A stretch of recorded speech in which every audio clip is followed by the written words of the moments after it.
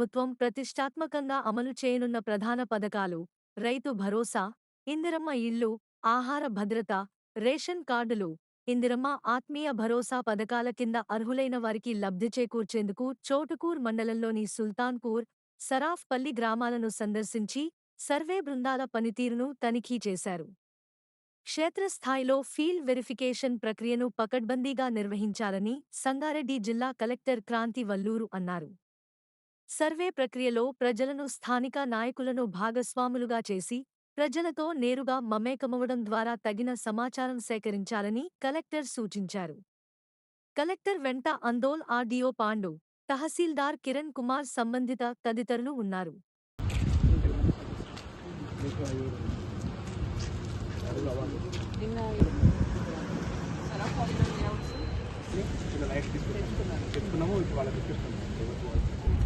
మొత్తం వాళ్ళు డీటెయిల్స్ మొత్తం ఇచ్చారు.